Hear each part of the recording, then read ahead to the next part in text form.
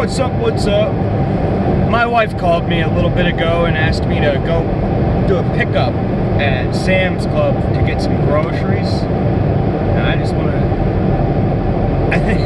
I think it's funny that they'll actually run through the whole store and pick out all of our stuff for us and then just deliver it to you. All you gotta do is pay them. It's a pretty incredible service. It's like pretty new, like the last couple of years when Walmart started doing it. Did anybody do it before that? I don't know. Walmart's the first company I know that did it. It's pretty warm in here. And I know that's loud, isn't it? I was trying to figure out a way to get the microphone on my person. I was trying to hope that these Bluetooths would work to record off of, because the microphone being right next to my mouth would sound a lot better. And you wouldn't get that vibration going straight into the phone, because I have it kind of locked in next to the speedometer here.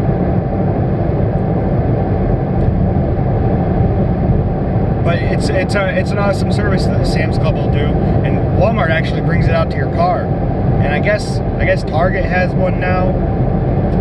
And it's just awesome, and it makes me think about, you know, the glory of what the market offers, you know, and it just keeps getting better and better.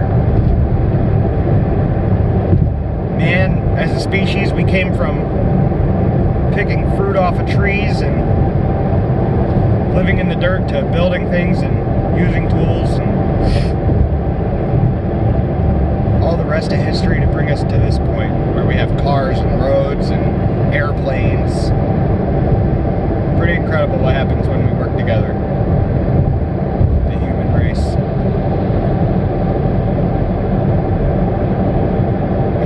And the investment in capital. The investment in capital is what really pushes it forward. Because I know back in the beginning of the United States, back in the beginning of the era of the United States, something like 90-something% of the people were doing farming. Like 90%. And what is it now? 2% of people work on a farm? Way less. And it's because we have these big machines, you know. Technology kept getting better and better. It took less and less people to do it. And then that freed up people like Steve Jobs to give us the iPhone. You know, because Steve Jobs didn't have to go out and plow a field. He was able to do something else. Food was taken care of by a machine. And that machine was capital. We invested in capital. My job is the same way. My job is the same way. You know, at work today, I picked up almost 30 tons of garbage. Like well over 20 tons of garbage. By myself. Just me. You know how many people it would take to deliver all that trash to the dump? If we had to do it with like a horse and buggy and load it by hand.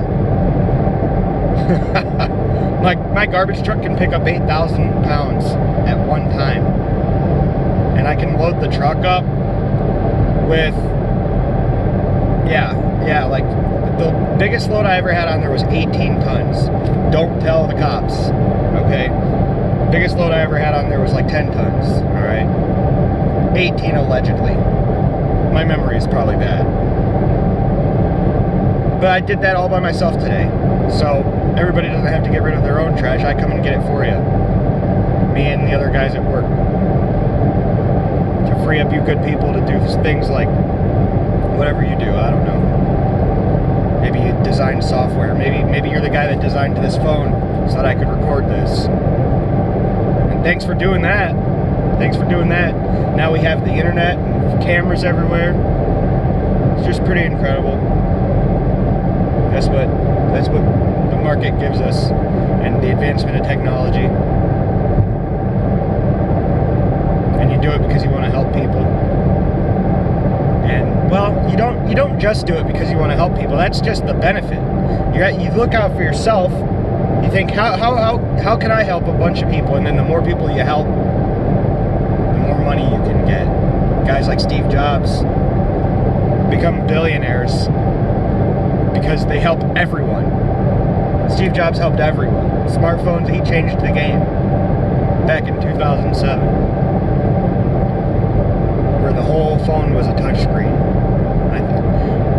if it was the first one, but it was definitely the first big one. Definitely the first big one that had just wild success. The iPhone's still around today, selling millions of them a year.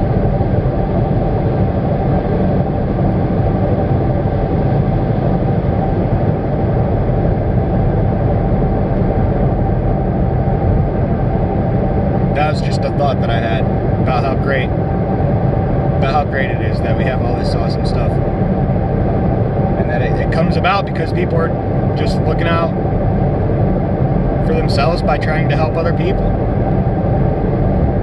It's kind of like the fabric of society is commerce.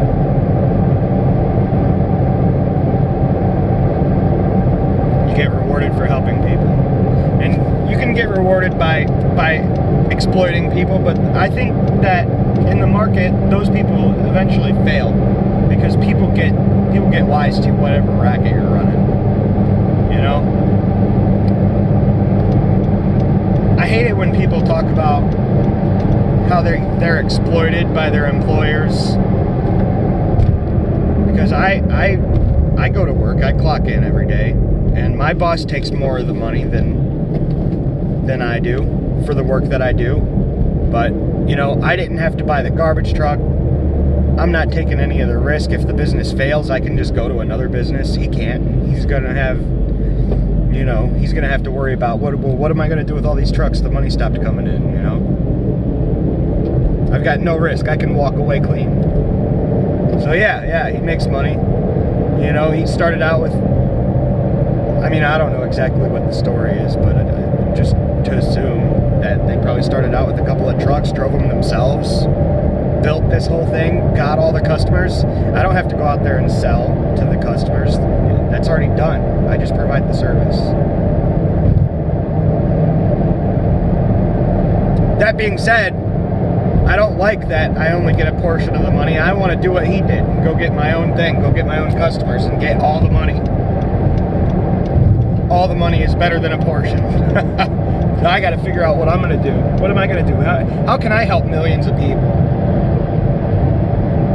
I've been pondering on that question for a few years. How can I help millions of people? What idea do I have good enough that I can get millions of people to want my help with something, to want to buy something from me? What do I have to offer? And I don't know what it is. I don't know exactly what it is. I'm trying to figure that out. So far, my biggest success is helping people by driving their big trucks.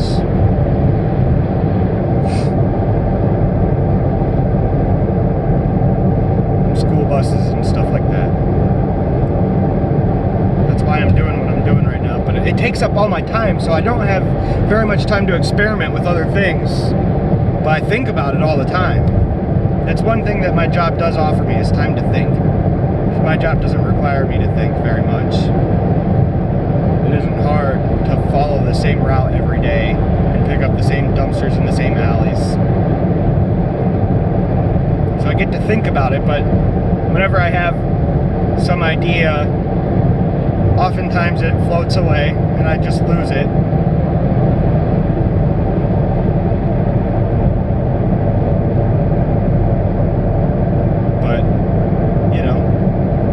Thinking out loud, recording a video, that is a help, and it gets recorded, so maybe I'll have an idea and I'll spit it out. But I don't know. I'm mostly planning to just ramble on this thing. That's kind of what I'm doing now.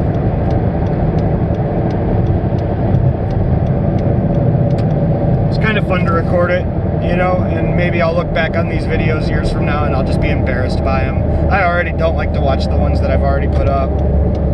I wish that the sound quality was better. I know that like the first couple videos, and probably this one too, the audio is just awful, especially with the road noise. The road noise is no good. Nice and quiet right now. I can probably whisper and it'll hear it.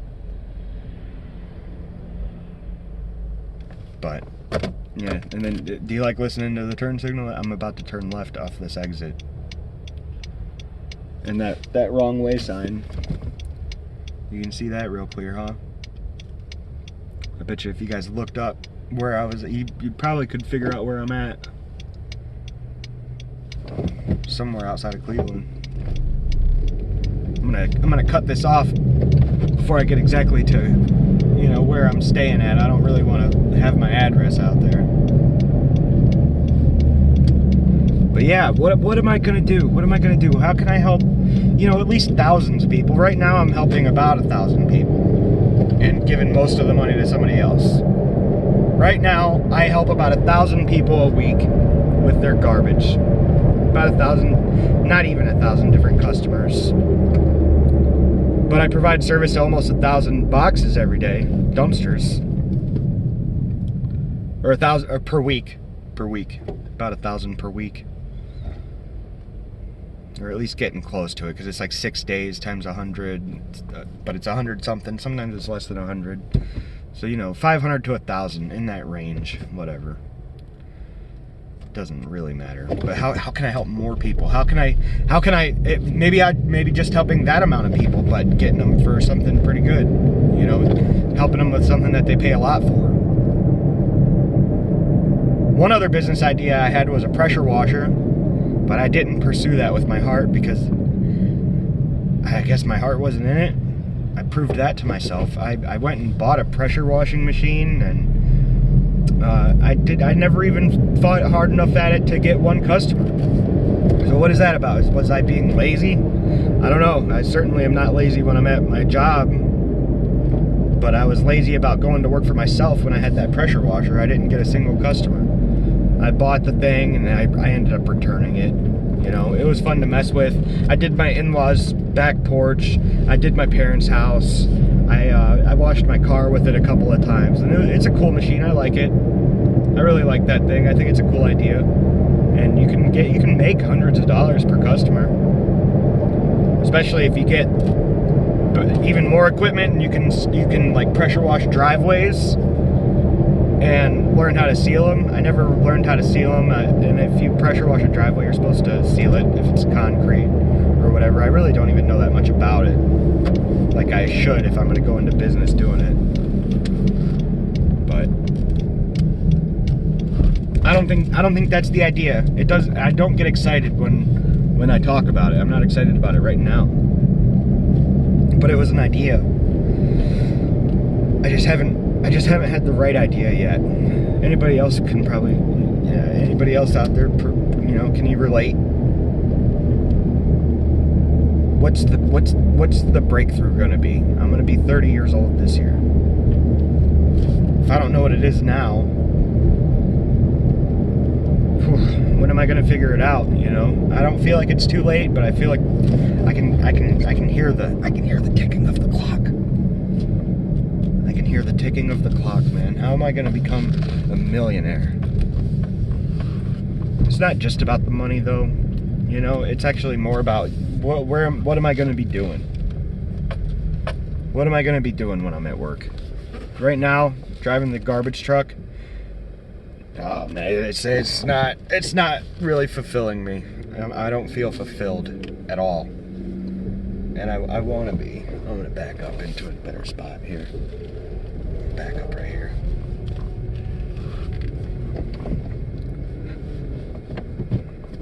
I have to sit here until 5 o'clock. What time is it now? I've got another 20 minutes. So I don't want to drive the garbage truck forever. I don't want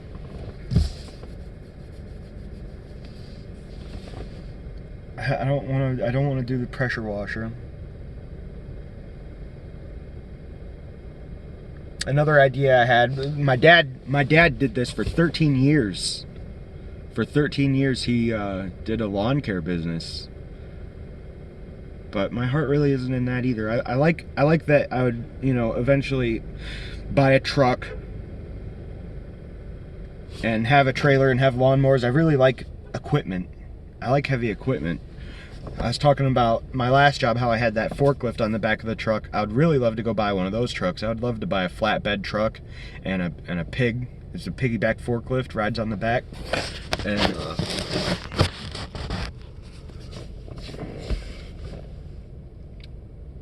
and deliver just whatever people have. Deliver whatever people have to wherever they need it to go. Bailey's moving service. Bailey's flatbed. Ha! That would be the name of it.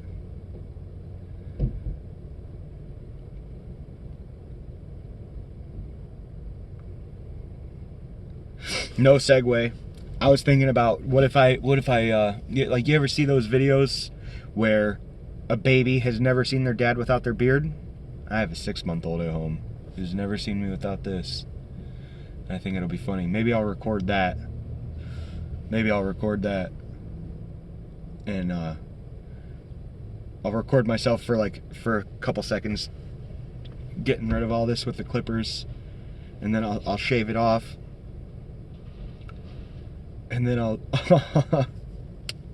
just have my wife hold the camera while I approach our 6-month-old daughter. That would be funny. I wonder what her reaction would be. Would she get scared? Do you think that she would get scared? So far, nobody's viewed any of these videos. The first one went up like 2 days ago. So, I mean, I don't know if this thing's going to go anywhere, but I'm just going to keep uploading it. I don't know. How does YouTube even work? When you make a new channel, how do people even see it? There's no views. It's not going to show up. I mean, what's the criteria for showing up in somebody's suggested views? Like suggested videos on the side thing. Because normally, in my suggested views, there's always a lot of views on whatever is suggested already. Or they have a bunch of subscribers. But I only have, there's 2 subscribers. One of them's me, one of them's my wife. There's nobody on here yet. But it's only been 2 days, so I'm just going to keep going. And, thinking out loud, it's kind of therapeutic. It's kind of therapeutic, and it makes talking to myself out loud not seem crazy.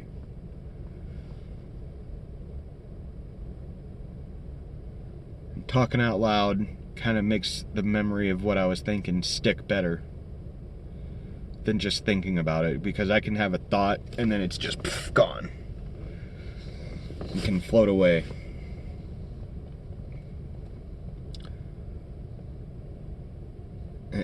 When I'm thinking about sometimes I was just thinking about that, and then the thought floats away, and then I can float to a whole new area. I'm thinking about, well, what made me think of it was seeing myself in the camera.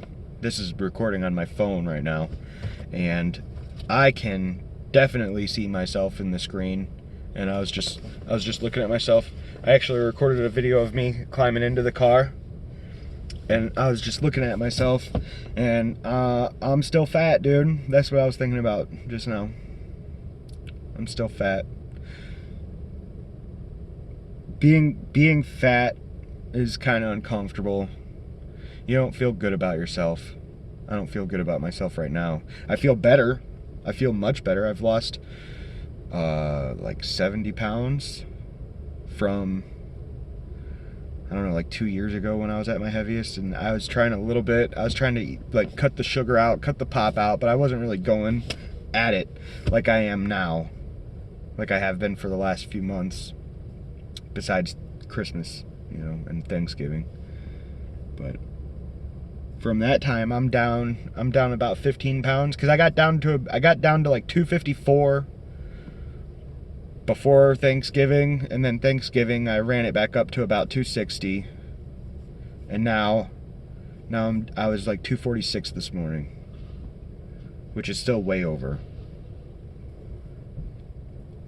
And that's what I was talking about this morning, was addictions. I was talking, man, being addicted to food. It's tough to break that addiction, man. It's like, I feel hungry right now, but it's my version of hunger. I don't think it's real hunger. It's just like there's room in my stomach. There's an empty spot. There's an empty spot in my stomach that I could fill with hamburgers, and I'm not doing it. So it feels like hunger, but I think it's something else. It's just a pang. an addiction pang. The same way I wanted a cigarette, I want more food. It's the same thing. In my brain, it's the same thing. I mean, it's not exactly the same because, you know, but it feels the same when I'm thinking about it. Like, oh, let me just stop at McDonald's and get 15 double cheeseburgers real quick. No big deal. The same thought when I was trying to quit cigarettes. Oh, let me just stop at the gas station and buy 20 cigarettes real quick, and then, or you know, maybe I'll ask this person, hey, do you got a cigarette? And usually, nice people, they'll give you one.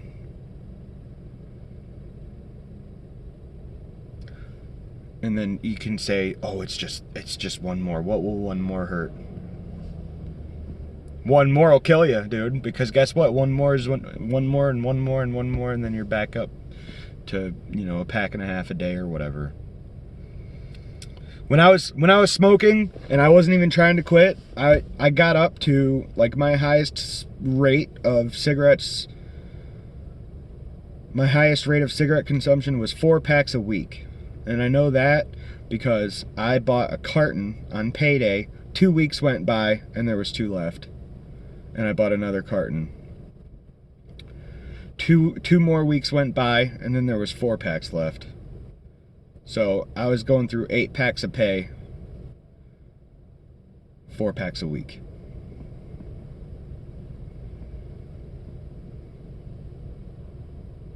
No, that's no good. But I know some people, they smoke a pack and a half while they're at work. Guy I work with told me that today. A pack and a half just at work. And it's like a 12-hour day. It's not an 8-hour day. But still, that's expensive. Man, you want to talk about an expensive habit? That's like, whew. What is that? 7. Let's just say, even if it was only 6, 9 packs a week. Oh my God, what's that math? 9 times 7 is what? Is that 63? $63 a week? Minimum? Call it 50 packs a week. No. $50 a week. Even if it's $50 a week, and then you take the whole year, 50 times 50 plus 100, right? $2,500, $2,600. It's an expensive way to kill yourself. Expensive and slow and painful way to kill yourself.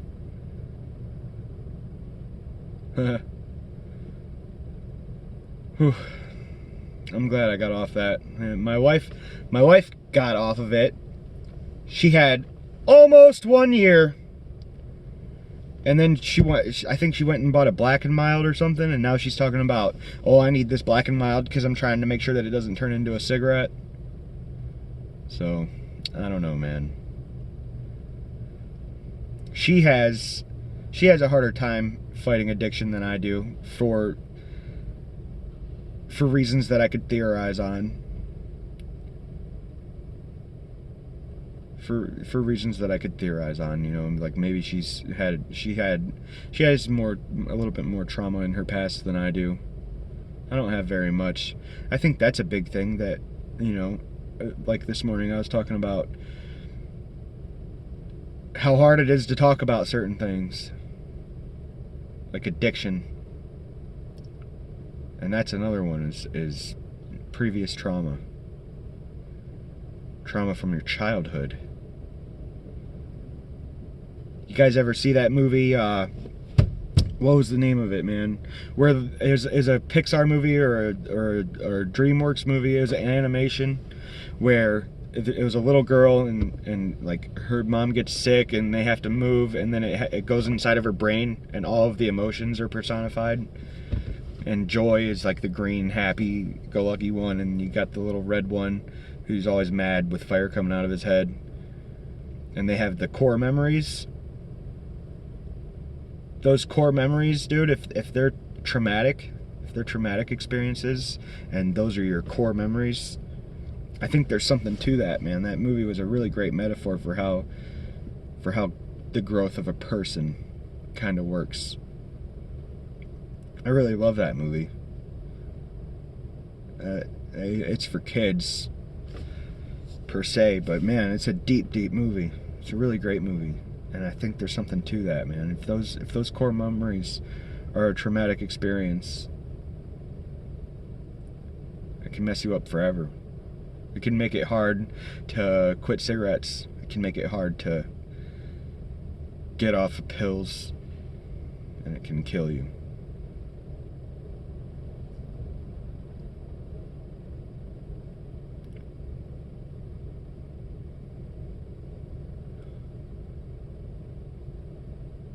Those are probably my traumatic memories.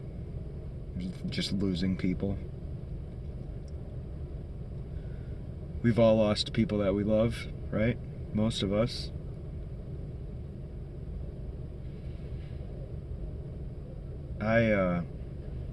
My cousin was my best man in my wedding. And then a year or 2 or 3 later, got on, I think he was on it for a long time. He was probably on it at the time that he was my best man. But eventually it got him, man. Those damn opioids. The Oxycontin and whatever. I don't actually know all the details, but I think at the end it was, it was needle stuff. Heroin or whatever. That's some nasty stuff, man. Some nasty stuff. You don't want anyone you know to be on it, and if you're on it,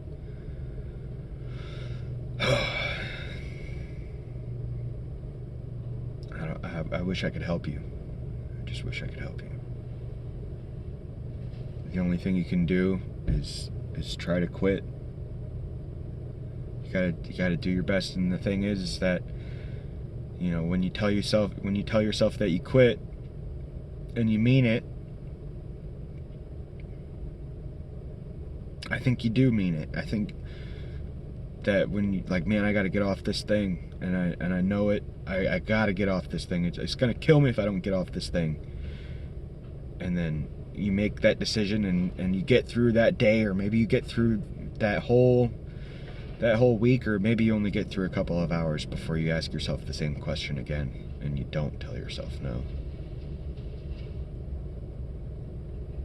It's tough. That's tough, man.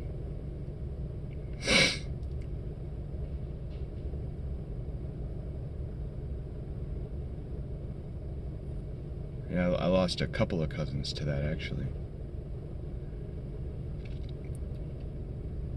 I was close to both of them, but the one I was talking about, who was my best man, I had a lot more time. I had a lot more time with. A lot more personal experiences. We were closer in age too, The other cousin who we lost was older. Same generation as me, but she was much older than I was. She was in her 40s. And my cousin, who was my best man, was just barely into his 30s. And I'm going to be 30 this year. I can't imagine this being the end. This is the end? This is my last year? This is my last week? This is my last day? I can't imagine this being the end. I want to see what my daughters look like when they're grown. I want to know what they get into.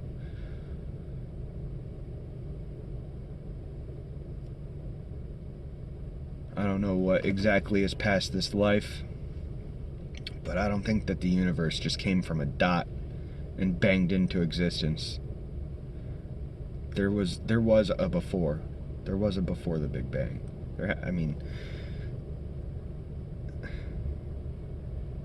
But that's just by my understanding of time. Time is like a fabric. It's the same as space. It's intertwined with space. I think there's got to be something above time and space. There's got to be like a higher plane of existence. Something in which time and space exists. Something that's completely beyond my comprehension. And whatever that is, I hope that we get to see and know and understand what it is at some point in our existence, be that after this life, or maybe we just dissolve back into the world and give life to a new being. Nothing is lost. Nothing is lost. Nothing is really lost. Energy transfers. I don't know.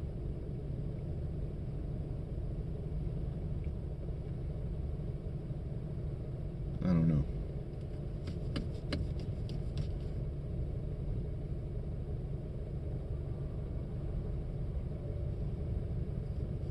What is life?